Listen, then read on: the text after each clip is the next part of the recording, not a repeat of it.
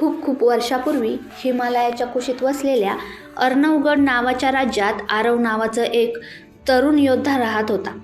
लांबट डोळे, सूर्यासारखी चमक असलेली नजर आणि मनात प्रामाणिकता.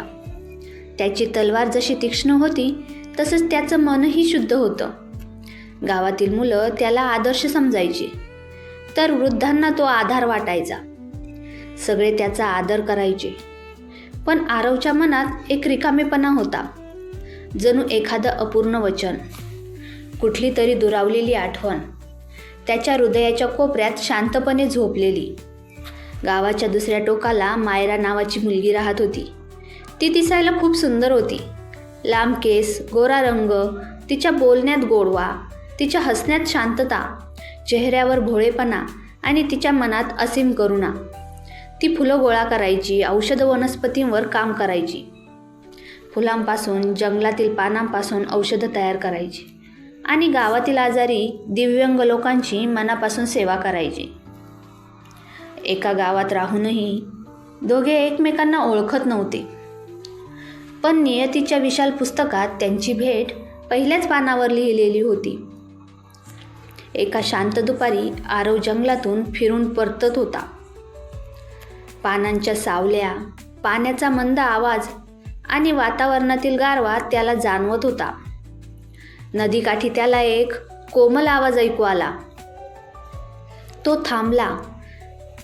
तिथे मायरा फुलांची माळ विणवत गाणं गुणगुणत बसली होती. सूर्य तिच्या केसांत सोन्यांचे तुकडे ठेवत होता. आरव त्या दृश्यात हरवला. तो मायराकडे बघतच राहिला. ही त्यांची पहिली भेट. या भेटीत शब्द नव्हते, फक्त दोन आत्म्यांची ओळख होती. एक शांत, अवर्णनीय परिचय. मायराने त्याच्या चेहऱ्याकडे पाहिले, तर क्षणभर पाहतच थांबली. त्याच्या डोळ्यांत तिला जाणवली एखादी ओळख, एखादी जुनी आठवण. जणू ह्या नजरेला ती पूर्वीही कुठेतरी भेटली होती. असं होतं ते मागच्या जन्माच्या नात्यांचं सूक्ष्म स्पंदन. त्या दिवशी दोघांनी फक्त काही शब्द बोलले, पण दोघांच्या मनात उगवलेलं प्रेमाचं बी शांतपणे मातीमध्ये रुजलं होतं. पुढच्या काही आठवड्यांत नदीकाठी भेटी वाढत गेल्या. मायरा औषधी वनस्पतींसाठी नदीकाठी यायची आणि आरव कसलंही कारण काढून तिला पाहण्यासाठी नदीकाठी यायचा. हळूहळू त्यांच्यात बोलणे वाढू लागले. मायरा तिच्या औषधी वनस्पतींबद्दल बोलायची, तर आरव युद्धकलेतील त्याच्या शिकवणींविषयी सांगायचा. पण खरी गोष्ट अशी होती की दोघे एकमेकांच्या उपस्थितीत शांत होत होते. जणू दोन हरवलेले आत्मा परत जुळत होते. मायराची हसरी नजर आरवला प्राणवंत करायची. आरवचं ठाम आधार देणारं व्यक्तिमत्व मायराला सुरक्षित वाटायचं. एका संध्याकाळी तारे चमकत होते. नदीकाठावर बसून दोघांनी तारे मोजायला सुरुवात केली.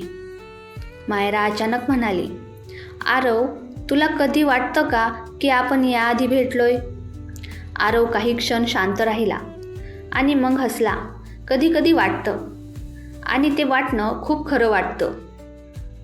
त्या रात्री दोघांच्या मनातला धागा अजून घट्ट झाला. एके दिवशी मुसळधार पाऊस पडत होता. आरव मायराला भेटायला गेला. ती कुटीत बसून औषधी पावडर तयार करत होती. आरव ओला झालेला, पण डोळ्यात प्रचंड भावना. तो म्हणाला, मायरा, मला कळलंय, मी तुझ्यावर प्रेम करतो. मायराच्या हातातील फुलं जमिनीवर पडली. तिचं हृदय धडधडू लागलं. तिला काय बोलावं काही कळेना. नंतर लाजून ती हळूच म्हणाली, मीही आरव, माझ्या मनातलं नाव तुझंच आहे. मायराचं उत्तर ऐकून आरवने आनंदाने तिला मिठी मारली. त्या दिवशी दोघांनी एकमेकांच्या हातात हात ठेवून एक वचन दिलं, जितका हा जन्म आहे तितकं हे प्रेम माझं आणि तुझंच. काही आठवड्यानंतर राज्यावर शेजारील राज्यानं आक्रमण केलं. आरवला रणांगणात जावं लागलं. जाण्यापूर्वी त्याने मायराचा हात हातात घेतला आणि आरव म्हणाला, जर परत आलो तर तुला माझ्या आयुष्याची राणी बनवेन. मायरा म्हणाली, आणि जर परत आला नाहीस तर पुढच्या जन्मी मला नक्की भेट, मी तुझीच राहीन. आरवने तिच्या कपाळावर चुंबन घेतलं. तिच्या डोळ्यात अश्रू होते, पण नजरेत विश्वास होता. युद्ध भीषण होतं. आरव शूरपणे लढला. राज्य वाचलं, पण लढताना आरवच्या छातीत घाव बसला. त्याने शेवटच्या क्षणी आकाशाकडे पाहिलं. आकाशातील ताऱ्यांचा एक तुकडा चमकला. त्याच्या ओठांवर शेवटचा शब्द होता, मायरा. त्या रात्री मायराच्या हृदयात काहीतरी अस्वस्थ वाटत होतं. तिला हृदय तुटल्यासारखं वाटत होतं. तिने आकाशात त्या ताऱ्याला पाहून मनात म्हटलं, पुढच्या जन्मी भेट, मी तुला पुन्हा भेटेन. शेकडो वर्ष उलटली. नवीन काळ, नवीन भाषा, नवीन जग, पण आत्म्यांचं प्रेम कधीच मरत नाही. आरवचा पुनर्जन्म झाला. या जन्मात त्याचं नाव आर्यन, एक सौम्य, हुशार, प्रामाणिक मुलगा. मायराचाही पुनर्जन्म झाला. तिचं नवीन नाव अवनी. तिच्या हास्यात जुनी शांतता, तिच्या डोळ्यांत तीच कोमलता होती जी मागच्या जन्मी होती. दोघे वेगवेगळ्या शहरात जन्मले, वेगवेगळ्या शाळा, वेगवेगळ्या जीवनशैली, पण नियतीने त्यांच्यासाठी वेगळाच मार्ग राखून ठेवला होता. एका पावसाळी संध्याकाळी शहरातील एका छोट्या कॉफी शॉपमध्ये दोघे पहिल्यांदा भेटले. अवनी खिडकीजवळ बसली होती. पावसाचे थेंब काचेला स्पर्श करत होते. आर्यन आत आला. त्याची नजर टेबल शोधत होती आणि अचानक त्याची नजर येऊन अवनीच्या डोळ्यांवर थांबली. क्षणभर वेळ थांबला. जगातील आवाज थांबले. तेवढ्यात अवनीनेही त्याच्याकडे बघितलं. दोघांच्या नजरा नजर झाल्या. दोघांच्या हृदयाने हळूच सांगितलं, अरे, ही तर तीच मी जिची वाट पाहत होतो. अवनीने त्याच्याकडे पाहिल्यावर अवनीलाही तेच जाणवलं. एखादी जुनी आठवण मनात चमकली.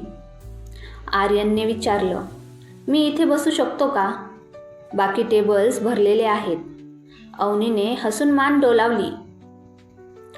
ते हसू, ते परिचित हसू, जणू शतकानुशतके ओळखीचं.